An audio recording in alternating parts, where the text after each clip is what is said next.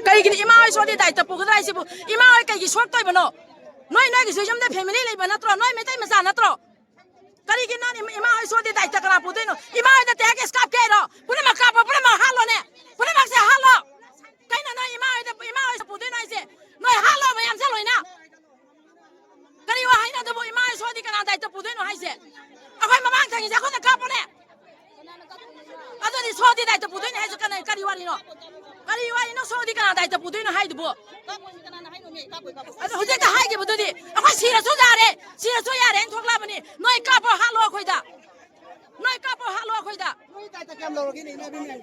Ate ako'y ma ki soi me am do. Ado di daita kana laudor ke noy na sodi daita nang logo dra ako'y nauda nang na hangi do. Ado may wahay wata si jana kano. Metay masama way di metay way na leiro. Sira so metay way na si kadam ne. Sira so metay way na si si. Mayam sira mo do noy di sarog yata bro. Sira mo mayam na noy di sarog yata bro. Ngarang sanggol bergi rally dani chino mayam ay mayam da rally su uchara ke ko aduga moina tag se kamai na kapya ba do adu su uchara ke ba aduga asok apan su yamna nange ngarang se ko aduga gari na takai ba khogai ba so mayam na loi uramani ko ado tanja si tena haiga de badi video khara yang minagi si marak si da asok apan se adu kimatik nange ima mayam koi sagol banda ngarang su asok apan ima mari manga he na soi aduga gei di akoi no angang sing su sokpa yauri mo mo sa sokpa yauri ko asita na tana asok apan mayam amalai aduna mayam degi mateng khra ni jari mayam na su angam mateng khasi tang pangbiu ado asok pase mafam yam na yami karma ma gerom da kadom da salaga akoi na mateng pang tori bano ai bese asi se akoi ju khanari aba ko aduna hauji video sigi marak thana ai mafam khaja tang thamjabani da manipur sarkar sina lokhalaiba phirep mayam se mayam na sum yengbiu ba aduga tege se manipur siga to kimatik marang kai bajani tege se kapai se masing tingam dana sahi ahum dagi kapsa leiba tege se hoji phawbu da loiba nai deba manipur si de posai tang ba poche manipur si da awara pa de to kimatik lei adubu tege sidi kyamok yamna pira bano tege se kyamok yamna leibano sidi khangjadre tege na ngarang panbdi asok pan to kimatik lei ko ado ichinaw mayam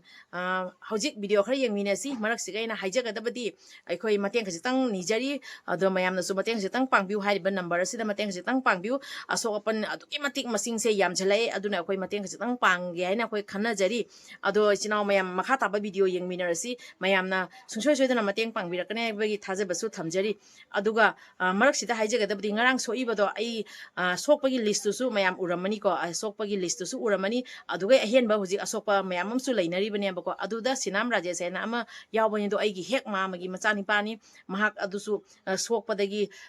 rimsta pukhatna adumaina laikana bane bako adumaina asok opan mayam ama leba aduna mayamna mateng khajitang pangmina se afam je se katang haijage aduga amuka haijaga dabdi adumaina tages khara kapaga adumaina aikhoi da kihan khangalaga aikhoi tumina leidori banate eba se sima kaksu akoi leiri balenga ke afam do afam se ma haijanegi mihat pa puthokpiu mihat pa do matik chaba cherak pibiu afam je si haijage ado makha ta ba video yengminar si chinaw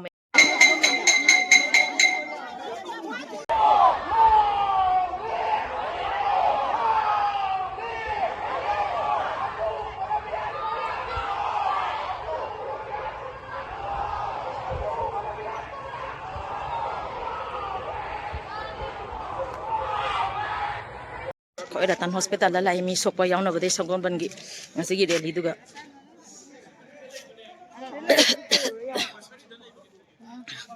sokpa jawre te age span na ima ma soe oi asi press kim angang ni ko koi sokpa yawre sokpa da video na ma boy mo na ma asi sogon mangi reli dani soi se ko hello Hongga mama sanggup mama ini udah hamil lagi tapi ini pak. Kalau kita semua lagi hamil lagi tu. Duga khwai dei hena ngak ningai ro wa phamdi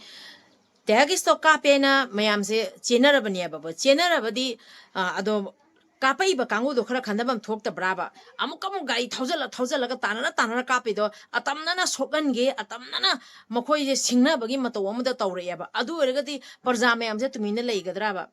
ha chumna icham chamna chachariba rally chatkano haina dumaina haire akoi khulai paira chatpa sunate icham chamna chachabane ba aduda leiriba forcing duna tages pangkap kapi tanara kapi ba ado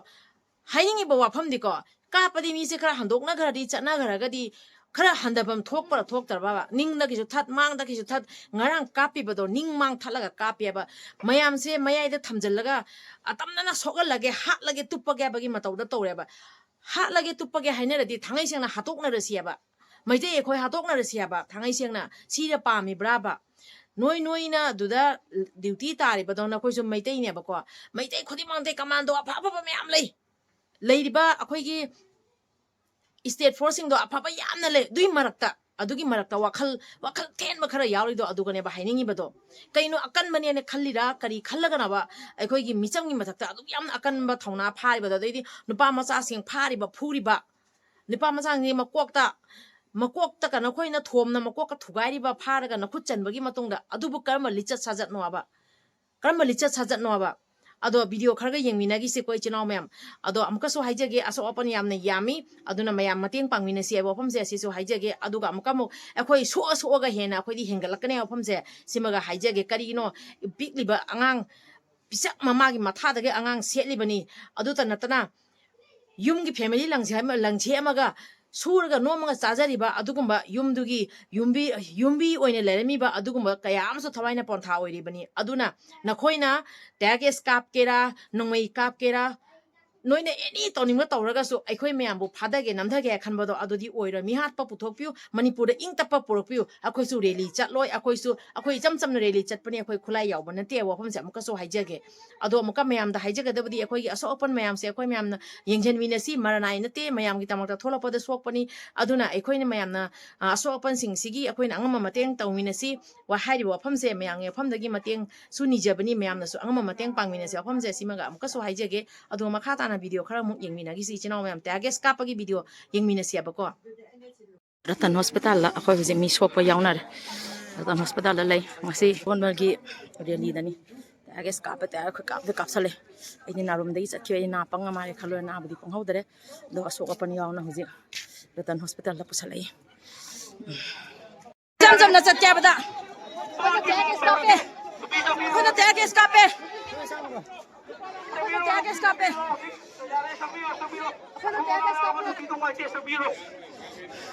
Kape sa may tayo masala ni ko! Tagas kape sa may tayo masala ni! May tayo masala ni! Ha? Moy gi ida may tayo gi yaw tabra! Ha? May tayo masala ni kape se! Tana na kape! Tana na kape moy se! Mayam se yang tana na ka ni kapi sa moy na ha moy mitay masana tana kapi sa yang tabla kapi sa yang mitay masana ni kapi sa ha moy sipay ma oy re na moy masada I mitay gi chendra baba ha sipay pa na magtahay ba nate se ho tagas kapay ba sipay si dani ha Sigumba, ado di utpari ngamdaba. Pamdo sibo, iyango, tanata na kapis eh.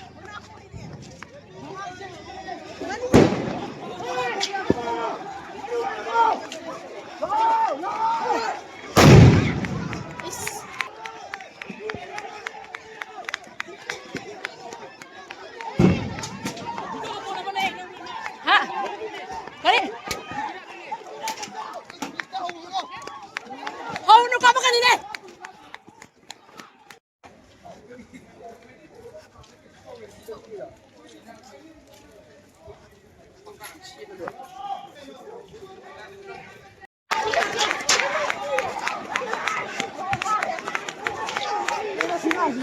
Tiaga escape.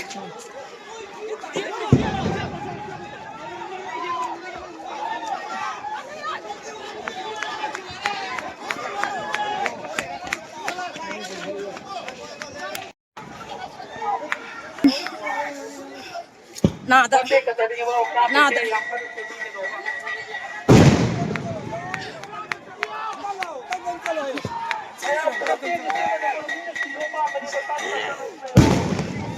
Ay, naman natin. Si Taris yung...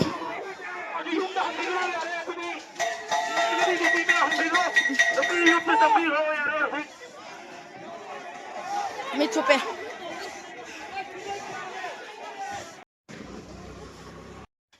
ngasi matang siga lo senjerege video siga soiran yaukhiba kya lege so ngakpi waina yengbiriba mayam punam ke famda pari mom channel na mayam punam ke famda ikok nonjari kanglai pak na yai phare udo pakhang mana yai phare